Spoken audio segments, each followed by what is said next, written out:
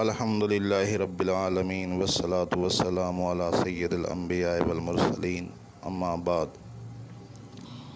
فاعوذ باللہ من الشیطان الرجیم بسم اللہ الرحمن الرحیم تلک امۃ قد خلت لہا ما کسبت ولکم ما کسبتم ولا تسألون عما کانوا یعملون صدق اللہ العظیم۔ سورہ فاتحہ مکی صورت ہے۔ قرآن مجید میں سب سے پہلا مقصد کہ انسان ہدایت کے راستے پر آئے اور آخرت کا تصور اپنے ذہن میں بٹھائے، اچھائی برائی کو پہچانے، غلط صحیح کو پہچانے۔ اللہ نے قرآن میں بیان فرمائی ہیں، ان اللہ لا یستحیی ان یضرب مثلا ما بعودۃ فما فوقہا۔ اللہ رب العزت مثال بیان کرتے ہیں، خواہ مکھی یا مچھر کی ہی کیوں نہ ہو۔ یہ اس لیے کہ پڑھنے سننے والوں کے لیے معلومات حاصل ہو۔ قرآن مجید کی پہلی سورہ فاتحہ ہے، اس کو دعا بھی کہتے ہیں۔ فاتحہ کا معنی آغاز ہوتا ہے۔ قرآن پاک کا آغاز اس سورت سے ہوتا ہے۔ اللہ نے ارشاد فرمایا، ان ھذا القرآن یہدی للتی ہی اقوام، کہ یہ جو قرآن مجید ہے ہم نے اقوام کی ہدایت کے لیے نازل فرمایا۔ سورہ فاتحہ میں انسان اللہ کی طرف متوجہ ہو کر ہدایت مانگتا ہے۔ اللہ نے اپنا تعارف الحمدللہ رب العالمین کہہ کر کرا دیا کہ میں عالمین کا رب ہوں، ساری مخلوقات کا رب ہوں، سب کا پالنے والا ہوں، رحمان ہوں، رحیم ہوں۔ مالک یوم الدین، کہ اے انسان تجھے بے مقصد نہیں بھیجا، یہ قیمتی زندگی دی ہے، مقصد دے کر بھیجا ہے۔ وہ مالک ہے جزا کے دن کا۔ اللہ نے ہمیں زندگی دی، جب پلٹ کر جائیں گے تو حساب دینا ہوگا، اور پھر ہم تیری عبادت کرتے ہیں۔ ایاک نعبد و ایاک نستعین۔ اللہ سے تعلق عبادت کا ہے، یعنی اللہ کی غلامی میں آ جانا۔ اللہ بندے کو تلقین کر رہا ہے کہ تیری ساری عبادات، ساری بندگی میرے لیے ہونی چاہیے، اور ہر مشکل میں مجھ سے مدد طلب کیا کر۔ اہدنا الصراط المستقیم، اور مجھ سے سیدھے راستے کی دعا کر۔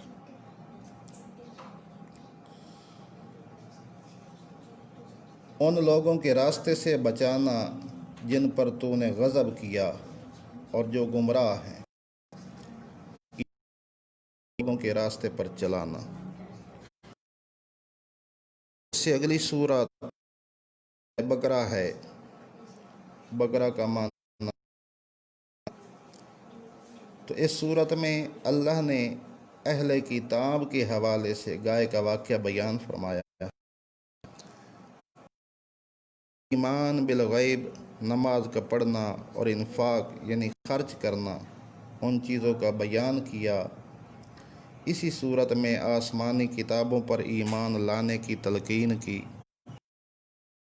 تمام آسمانی کتابوں پر ایمان لانا ہر مومن مسلمان کے لیے ہے، اور پھر فرمایا کہ ہدایت انہی کو نصیب ہوتی ہے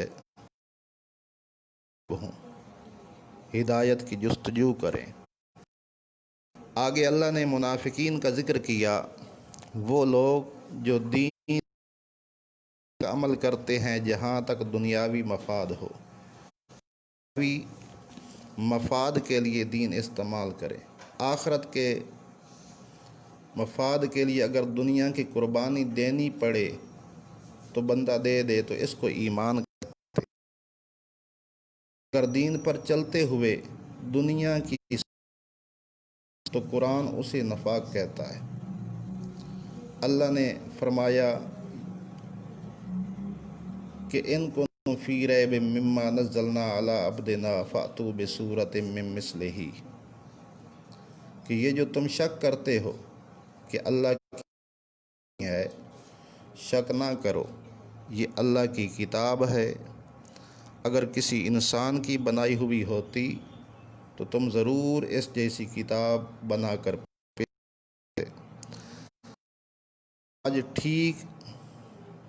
آج تک اس جیسی کتاب بنا کر پیش نہیں کر سکے۔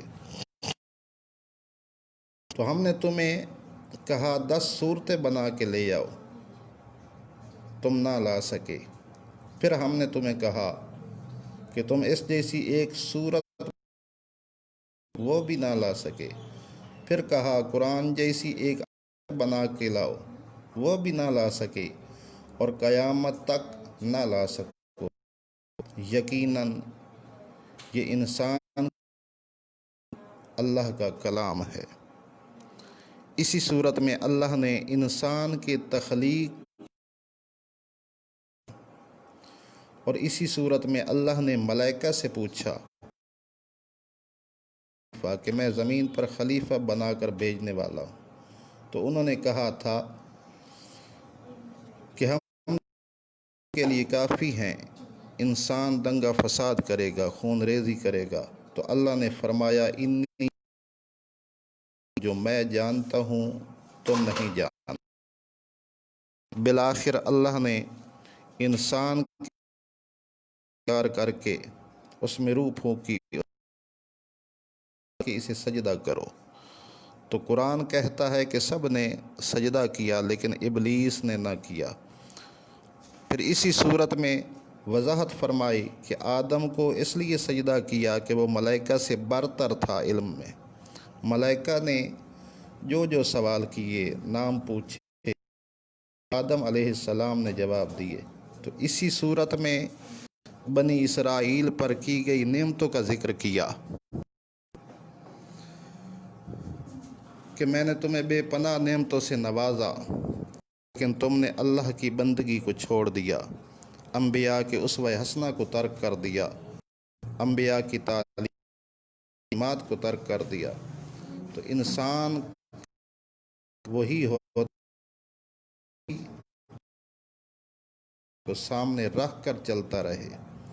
انسان اگر آسمانی ہدایت سے منہ موڑ لے گا تو وہ انسان نہ دنیا میں نہ آخرت میں کامیاب ہو پائے گا۔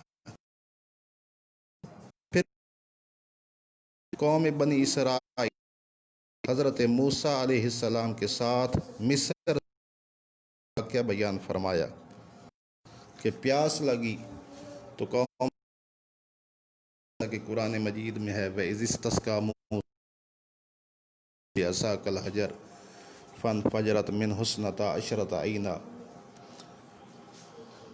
اس کے بعد اللہ نے واقعہ بیان کیا۔ بنی اسرائیل ذہنی طور پر کہتے تھے کہ اللہ کے حکم کو دل سے اگر تسلیم کر بھی لیتے تو عمل نہ کرتے۔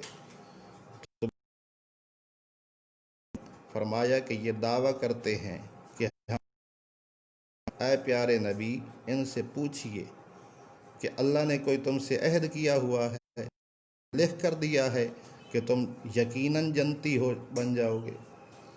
ایسا ہرگز نہیں، یہ تم اللہ پر جھوٹ بولتے ہو۔